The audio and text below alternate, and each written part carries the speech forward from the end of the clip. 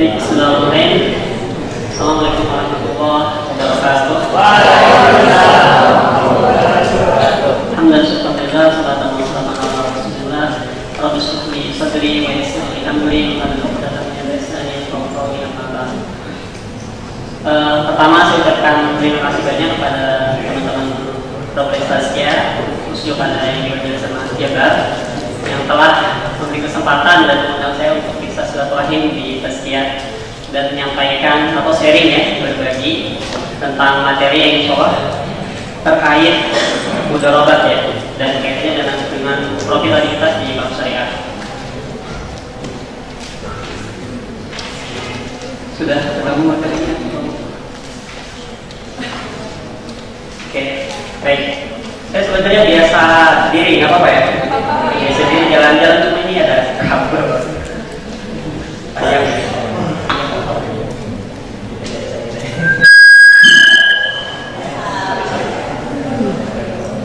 Baik, kemarin saya kasih beberapa tema sebenarnya sama Pak Dian, ada 6 tema. Tapi saya menyanggupi untuk tema ini karena tema-tema yang lain itu 3 tema terkait ekonomi makro saya lemah di situ. Karena saya ekonomi Islamic Funding, kemudian tema berikutnya tentang pariwisata syariah. Risetnya masih sedikit, jadi ya, apalagi bicara tentang bagaimana pengaruhnya terhadap pendapatan daerah. Itu nggak ada sama sekali di Indonesia. Sekalipun Indonesia itu jadi tuan rumah International Conference on Islamic Tourism tahun 2014 ini, tapi Indonesia nggak presentasi, hanya sebagai tuan rumah. Tapi kalau risetnya di Malaysia, kemudian di Singapura tentang Islamic Tourism itu sudah banyak. Akhirnya terus cukup, tapi dari cukup saya pilih untuk diskusi terkait mudharabat ya. Hari ini pengaruh pendapatan akan mudharabat terhadap profitabilitas perbankan syariah. Ini sebenarnya tema kajiannya ini lebih tepat seperti judul penelitian. Cepetan nggak? Baik. Seperti judul penelitian. Akhirnya saya cari coba beberapa paper yang bicara tentang pendapatan mudharabat, kemudian dapat cuma sekarang berbeda-beda. Ada yang berpengaruh positif, ada yang berpengaruh negatif. Nanti kita lihat ya. Nah, ini perkembangan aset perbankan syariah saat ini. Datanya saya dapat dari XPSS, statistik perbankan syariah Juni 2014. Ini data dari tahun 2008 sampai 2014 Juni ya. Ke Juni 2014 kita bisa lihat bahwa pertumbuhan aset perbankan syariah terus naik. Tapi makin di sini ternyata ada pelambatan kenaikan aset perbankan syariah. Oke ya. Ada pelambatan kenaikan aset perbankan syariah. Kenapa penyebabnya? Nanti kita lihat. Jadi kalau dulu sekalipun pada saat ini sebenarnya total aset perbankan syariah dibandingkan dengan aset perbankan nasional itu masih kecil. Terakhir yang saya baca itu nggak lebih dari 3%. Total aset perbankan syariah dibandingkan dengan aset total aset di perbankan nasional ya. Nah ini juga bisa jadi buat tema riset sebenarnya. Kita lanjut.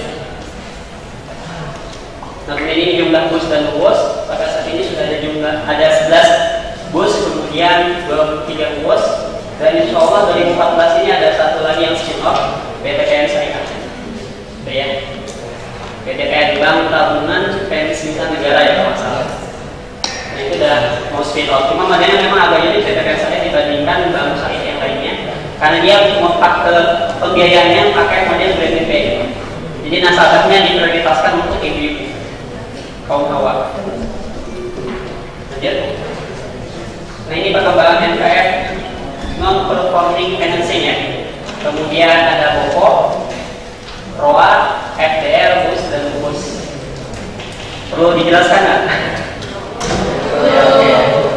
NPF, ada yang tahu NPF? Ya, non-performing financing ya. Bicara tentang performa pembiayaan yang ada di bank syariah. Cara menghitungnya bagaimana? Cara menghitungnya nanti dilihat dari, kalau misalnya kita pembiayaan di bank syariah itu kan nanti dilihat ada profitabilitas 1 sampai 5. Jadi ada yang lancar, kurang lancar, macet, diragukan, dan apa lagi?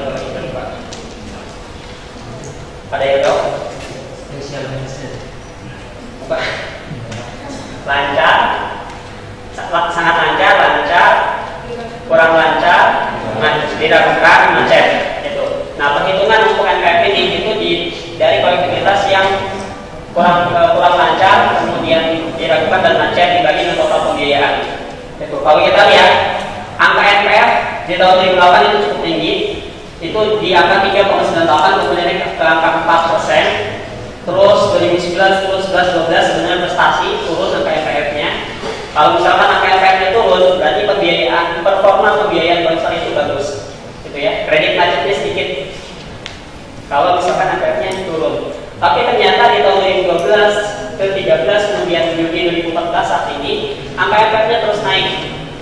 Oke, artinya kredit macet di bank syariah itu naik lagi. Jadi performa pembiayaannya kurang bagus. Nah, ini rasio BOPO. Ini BOPO yang saat ini memang sedang banyak didiskusikan. BOPO ini adalah rasio perbandingan antara beban operasional dengan pendapatan operasional yang ada di bank syariah. Jadi untuk menghitung tingkat efisiensi bank syariah, bagaimana dia mengelola biaya untuk bisa menghasilkan pendapatan. Rasio BOPO tingkat efisiensi. Semakin tinggi rasio BOPO, maka semakin tidak efisien bank syariah. Nah, kita bisa lihat 2012 sama, pakai NPF turun. Terus 2013, 14 ini naik ke 84,50%. Dibandingkan perbankan konvensional yang ada di Indonesia, tingkat efisiensi kita lebih rendah dari mereka. Tapi tingkat efisiensi perbankan nasional Indonesia itu juga lebih rendah dibandingkan perbankan yang ada di tetangga Indonesia ya. Singapura, Malaysia jauh lebih baik tingkat efisiensinya. Tapi ada perbedaan cara penghitungan rasio BOPO untuk yang ada di perbankan konvensional. Kalau misalkan di Indonesia itu terhitung dengan melakukan beban bunga. Kalau misalkan di luar negeri, tetangga-tetangga kita itu mengecualikan beban bunga. Berikut ini ROA, itu return on asset. Jadi ini sebenarnya masuk rasio profitabilitas. Ini nanti akan kita bahas. Yang bicara tentang bagaimana kemampuan perusahaan menghasilkan sebuah laba. Nah, ROA ini bicara bagaimana perusahaan menghasilkan laba dari aktifanya, dari total aktiva dia. Ada yang pernah lihat laporan keuangan bank syariah? Belum pernah ya? Saya tadi mau sih laporan keuangan BSM sama Muhammad. Yang anak akuntansi ada? Oh, banyak. Ya, biasanya progres kebanyakan KI ya, ekonomi Islam. Kalau di SMI, anak kasih itu kebanyakan akuntansi. Jadi nanti atas terus ke bawah total aktiva. Nah, bagaimana perusahaan atau bank syariah itu bisa memperoleh laba dari total aktiva yang dimiliki? Berapa banyak sih aktiva yang kemudian nanti bisa berubah menjadi laba? Oke, kembali ke slide.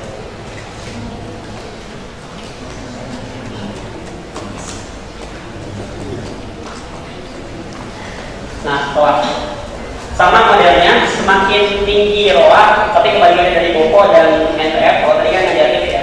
Kalau ROA semakin tinggi semakin bagus, jadi ya, semakin tinggi dia semakin bagus. Artinya semakin tinggi angka ROA, berarti kan aktiva yang kemudian berubah menjadi laba itu semakin banyak.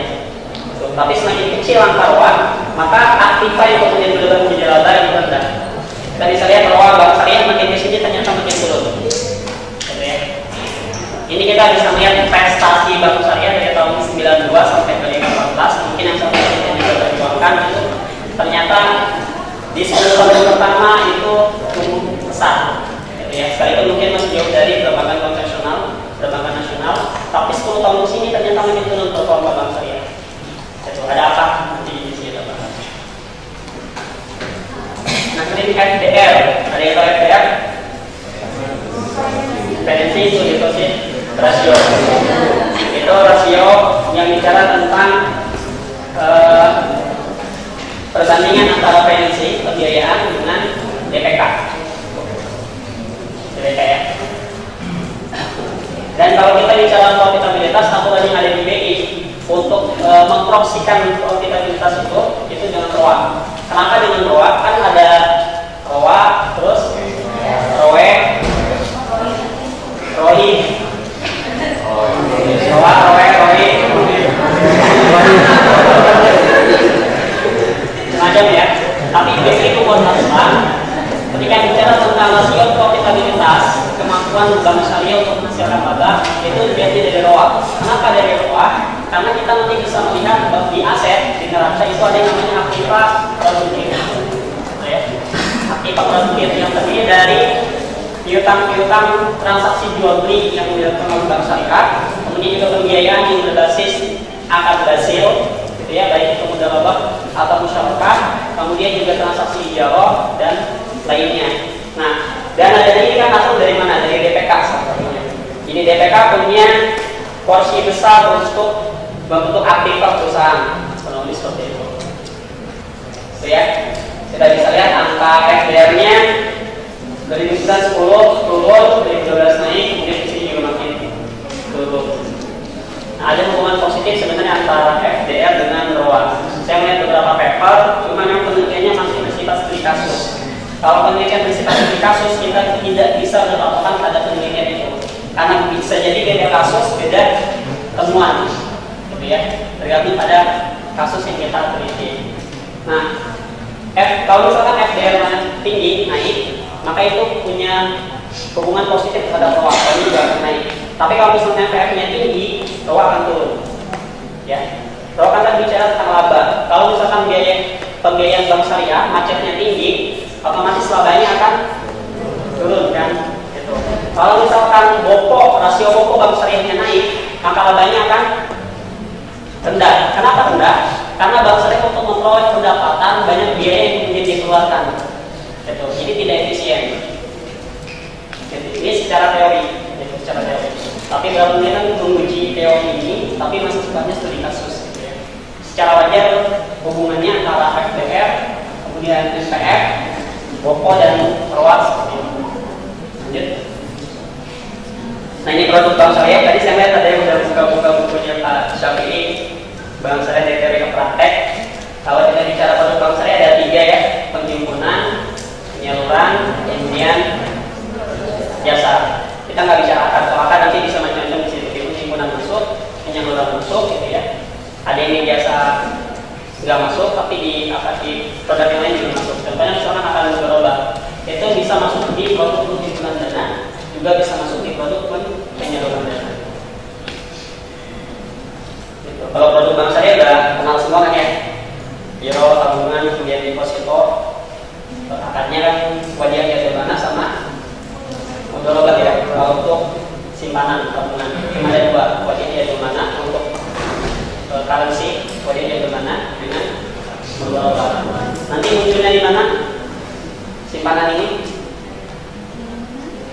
Munculnya di pasifa ya, kecuali untuk simpanan tabungan dengan akad mudharabah, dia muncul di DST, dana syariah temporer. Jadi kalau kita mau bicara profitabilitas, mau nggak mau kita nanti mesti bedah laporan keuangan. Jadi teman-teman mesti terbiasa dengan laporan keuangan. Terus nanti ada, mungkin belum dapat ya, maka boleh analisa laporan keuangan. Jadi bisa dapat di apa sih? 5 ya, masalah ini. Oke, lanjut. Ini financing. Nah, financing itu bisa dibagi 2, kalau ada debt financing, ada equity financing. Apa bedanya? Debt financing itu dia pembiayaan dengan dasar prinsip jual beli. Jadi murabahah, salam istisna. Debt ya, muncul piutang ini, utang piutang. Debt financing. Nah, kemudian yang kedua adalah equity financing. Pembiayaan berdasarkan prinsip bagi hasil atau syirkah. Itu biasanya untuk pembiayaan modal kerja equity di sana. Nah, apa sih yang membedakan financing baik dengan debt financing atau equity financing yang diterapkan oleh bank syariah?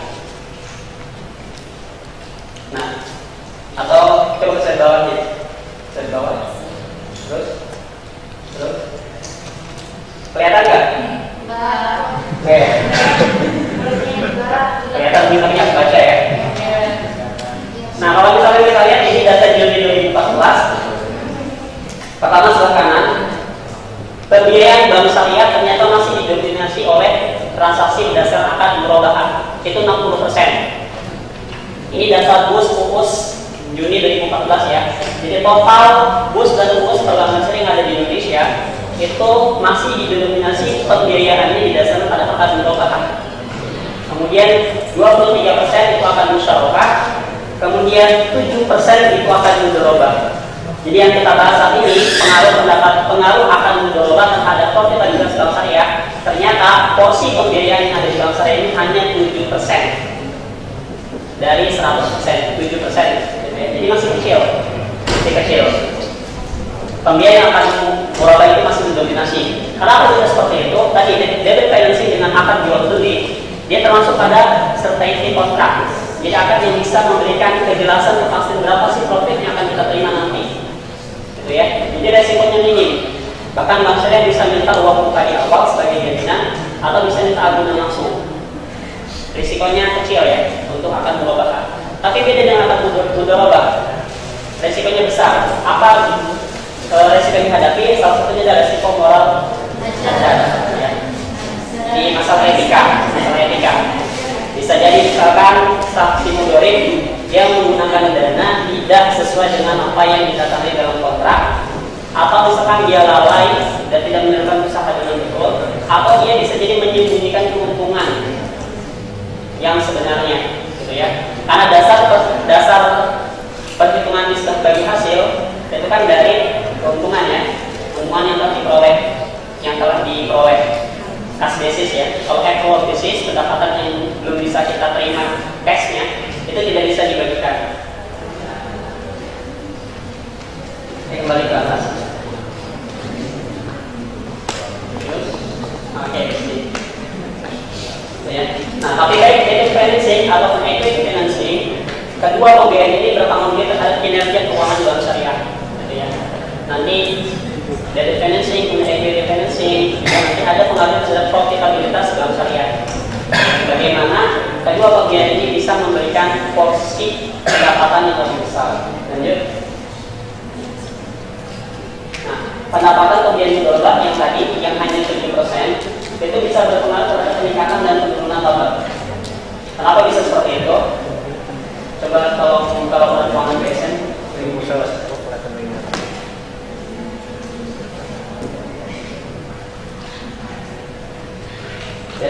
oh iya, mama ini biasanya kita juga laporan baru.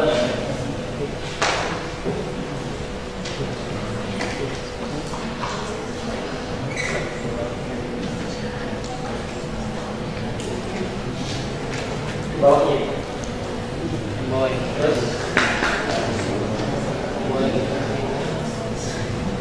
oke, sip di sini. Ini laporan di Bank BSN tahun 2017. Teman-teman bisa lihat yang paling atas pendapatan pengelolaan dana oleh bank sebagai mudharib, gitu ya. Bank tadi kan terima dana DPK yang muncul di Pasifa sebagai liabilitas dan BST. Kemudian dana tersebut kan masuk ke Aktiva ya sebagai pembiayaan. Dari pembiayaan tersebut bank sering memperoleh pendapatan. Apa itu pendapatannya? Salah satunya pendapatan dari jual beli, yaitu dari akad yang tadi berbasis pada akad mudharabah ya, istisna. Debit financing, kemudian ijarah juga sama bisa memberikan kita masuk certainty kontrak ya. Kemudian ini pendapatan dari hasil mudharabah. Ternyata tadi yang 7% itu pembiayaan mudharabah dia punya kontribusi terhadap sebuah perusahaan untuk bisa menghasilkan sebuah laba. Tapi nanti kita bisa bandingin berapa sih total pembiayaan dengan akad Brasil yang ada di BSN tahun 2013 dengan total pendapatan Brasilnya. Data yang saya dapat untuk muamalah total financing dia dengan akad Brasil dengan akad syariah baik mudharabah atau musyarakah itu lebih besar dibandingkan financing dia dengan akad jual beli. Tapi berbanding terbalik dengan yang terdapat di laporan laba beli. Laporan laba beli ini menjadikan pendapatan dari akad jual beli jauh lebih besar daripada pendapatan dengan akad Brasil. Jadi kan ada something, ada sesuatu yang kurang di something wrong. Tapi untuk BSN ini financingnya lebih didominasi oleh pembiayaan berbasis akad jual beli, gitu ya. Dan itu berbanding positif terhadap laporan laba ruginya, di mana pendapatan operasionalnya juga didominasi oleh pendapatan dari akad jual beli juga. Pembiayaan mudharabahnya lebih rendah dari yang jual beli, kemudian pendapatan basisnya juga lebih rendah daripada pendapatan yang jual beli. Gitu. Tapi baik tinggi atau besar pembiayaan yang akad mudharabah yang ada di bank syariah itu tetap punya kontribusi terhadap laba, gitu ya. Kenaikan atau penurunan laba yang ada di bank syariah. Buktinya apa? Buktinya pendapatan bersih muncul di dalam database sebagai pendapatan operasi utama. Karena kalau misalkan kita bisa, jadi ini yang membedakan salah satunya antara bank syariah dengan bank konvensional. Kalau bank konvensional cara dia nyari laba menghitung cuma satu, apa itu? Bunga. Tapi syariah dia bisa pakai berbagai prinsip syirkah, basil, prinsip jual beli, atau ijarah, sewa, atau bukti jasa.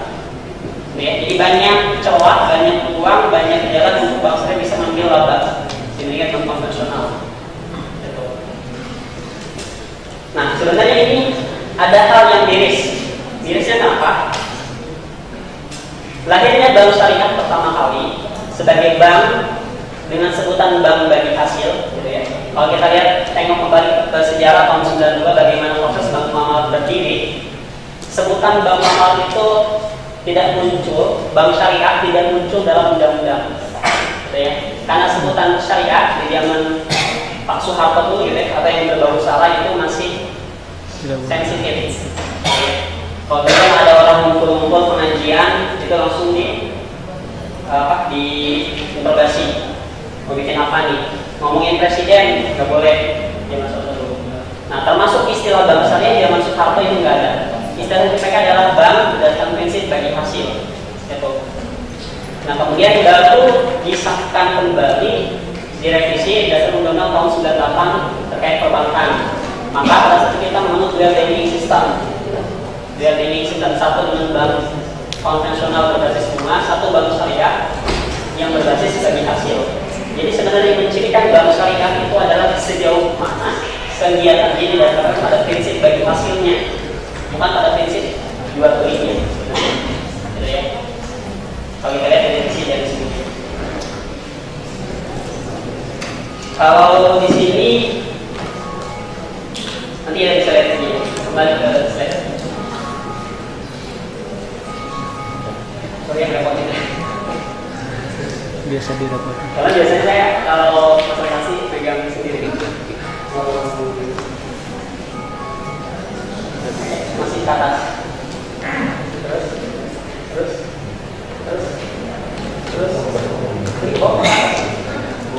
Ke atas. Oke, ke bawah. Terus. Nah, kemudian tadi kalau misalnya kita lihat musyawarah itu porsi pembiayanya 23%, mudharabah 7%. Porsi pembiayaan syirkah atau akad dengan prinsip bagi hasil musyawarah itu jauh lebih besar daripada mudharabah. Kenapa? Karena sekalipun akad syirkah ini beresiko, musyawarah punya risiko jauh lebih kecil dibandingkan dengan mudharabah. Karena kalau misalnya terjadi kerugian, bank syariah yang menanggung kerugian secara keseluruhan, kerugian finansial ya. Finansial. Kenapa? Karena bank syariah dia 100% mendanai modal itu. Tapi kalau syirkah itu kan ada porsi masing-masing untuk menjalankan usaha, kemudian nanti kerugian ataupun keuntungan dibagi berdasarkan porsi modal yang disetorkan. Jadi dia punya risiko lebih kecil. Nah, kemudian tadi sudah dijelaskan juga kontribusi pembiayaan basil terhadap laba saat ini itu masih kecil kontribusinya. Kenapa masih kecil? Karena memang pembiayaan mudharabah juga masih kecil. Porsi pembiayaan dengan akad bagi hasil masih kecil, jadi wajar aja kalau misalkan pendapatan yang membentuk laba yang di bank syariah dari basil juga masih kecil. Kita lanjut. Ini prinsip pengelolaan dana yang di bank syariah, ada prinsip simpanan, basil, jual beli, sewa jasa. Terus ini lihat yang sebelah kiri. Kalau tadi kan berdasarkan akad, kemudian saya bagi di sini berdasarkan prinsip. Kalau kita lihat dari sisi prinsip jual beli itu mendominasi sebesar 60%. Prinsip basil itu cuma 30%. Kemudian sewa 6%, pot 4%, bukti jasa 0%. Jadi prinsip jual beli melihat dari sisi manapun masih mendominasi berobat yang ada di bank syariah. Saya dulu pernah baca paper riset tentang bagaimana menangani moral hazard di bank syariah. Cuma sekali papernya saya pernah dengar dan baca di mana, jadi nggak bisa saya jelaskan. Lanjut. Kita lihat yang atas. Pembiayaan ini pembiayaan dengan asal musyawarah tumbuh lebih tinggi daripada mudharabah. Yang musyawarah yang warna merah, mudharabah yang warna biru. Tiap tahun makin tinggi, tapi pertumbuhan pembiayaan dengan asal musyawarah dia jauh lebih tinggi komponen dibandingkan mudharabah. Karena lihat risiko tadi yang lebih kecil. Kemudian yang bawah ini pertumbuhan prinsip bagi hasil jual beli sewa dan lainnya dari tahun 2008 ke Juni 2014. Bisa kita lihat pertumbuhan pembiayaan dengan prinsip jual beli tumbuh sangat tinggi. Sangat tinggi. Kenapa? Karena memang perbedaannya sangat jauh banget. Bisa kita lihat di sini. Jual beli masih mendominasi, mudharabah masih mendominasi. Dulu saya pernah melihat bagaimana transaksi jual beli mudharabah yang dimaksudkan secara langsung gitu ya. Dan bank saya kan nggak beli persediaan ya, nggak beli aset gitu. Terlepas dari sisi fikih, kita bisa lihat dari sisi PSAK syariah pun gitu ya. PSAK syariah itu kan disusun berdasarkan prinsip syariah. Kalau misalkan ada transaksi syariah yang dicatat tidak sesuai dengan PSAK syariah, bisa kita ambil kesimpulan kalau transaksi tersebut ada yang dilanggar prinsip syariah. Gitu ya. Contohnya misalkan dalam proses jual beli, bank syariah itu kan harus membeli persediaan terlebih dahulu. Berarti nanti harus muncul di jurnal itu kan persediaan pada kas, gitu ya. Jadi dia harus punya persediaan dulu, cover dulu. Kalau dia sudah punya barang, baru dia bisa jual kan.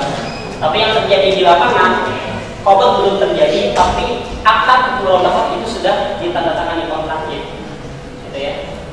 Jadi oke, wakalah, uang dikasih ke nasabah, dia beli barang sekeinginan dia, tapi dia tidak baik-baik ke bank syariah gitu, nggak ada covernya. Itu dari sisi PSAK. Dari sisi PSAK pun kita bisa lihat kalau proses tersebut tidak prinsip syariah.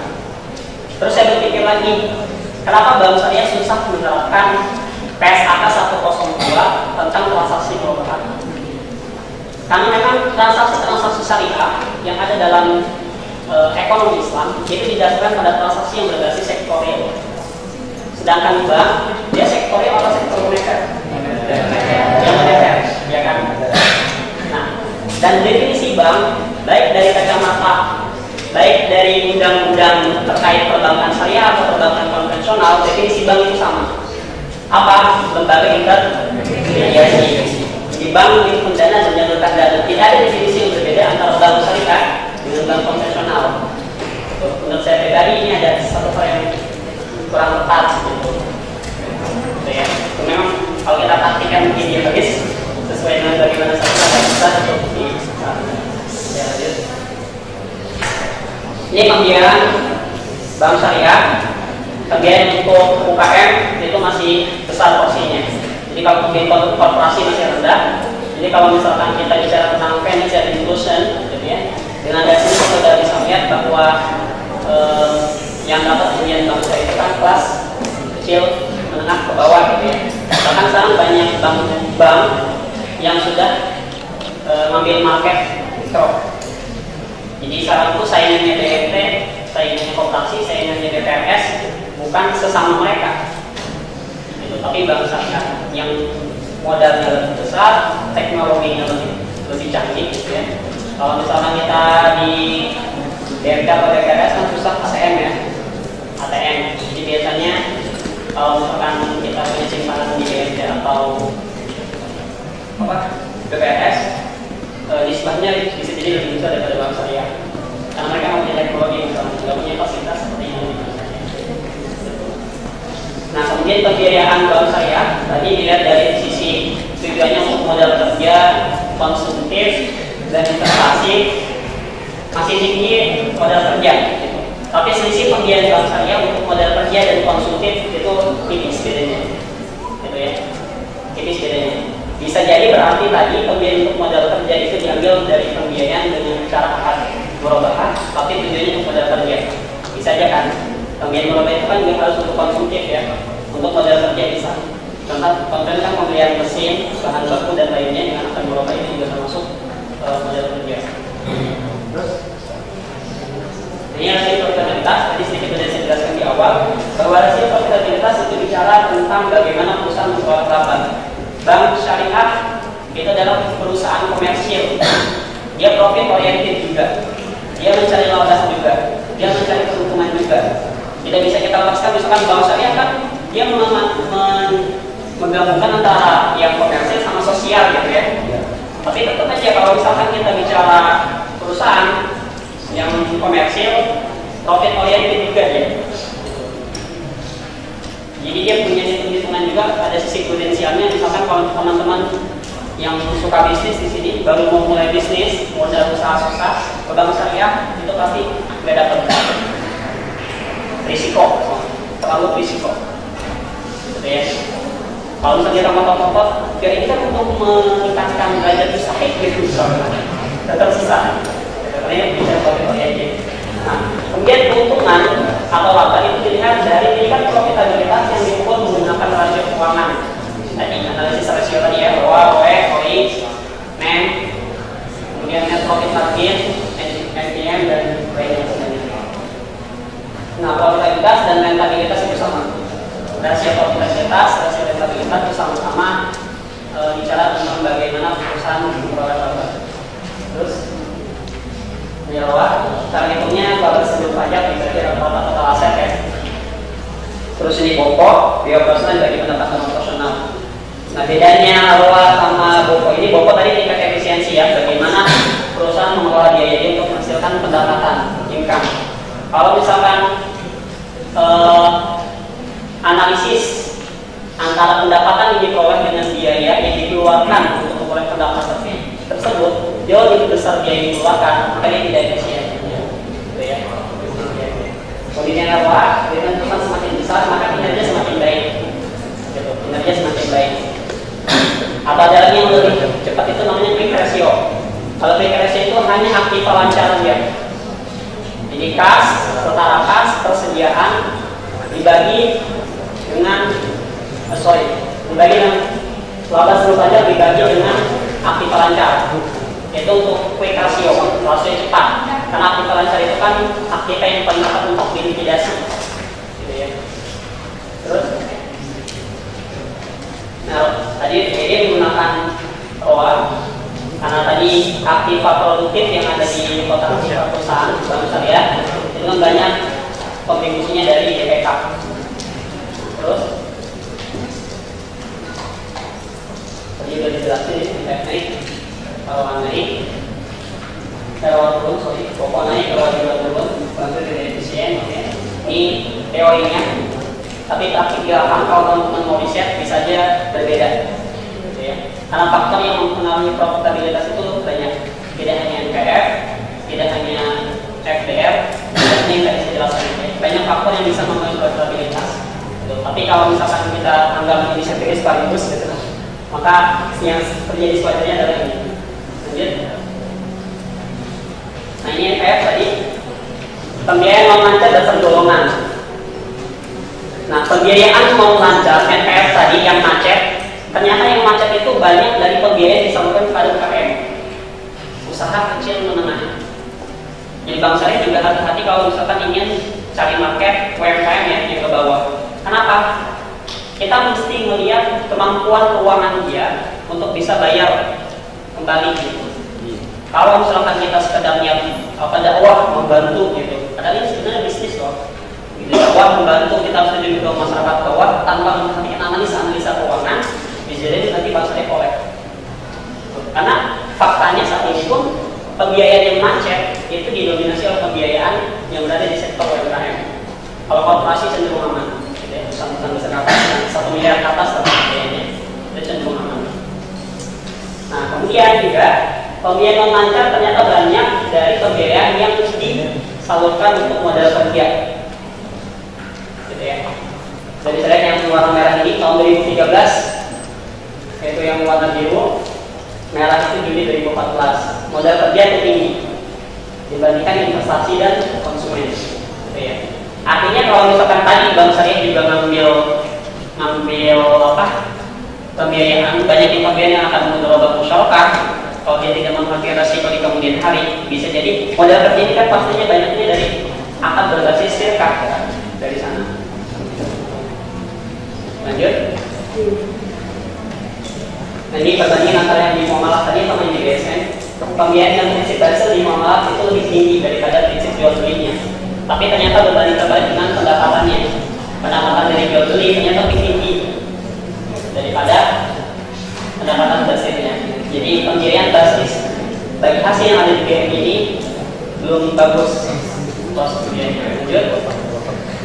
Kalau BSN ini memang kecil ya, koalisi pembiayaan modal ini juga kecil, pendapatan dasarnya juga kecil. Lanjut. Jadi slide terakhir, pembiayaan modal bank dan musyarakah dengan prinsip syariah tadi itu adalah komponen penyusun aset bank syariah. Itu ya, di aktiva tadi, aktiva produktif.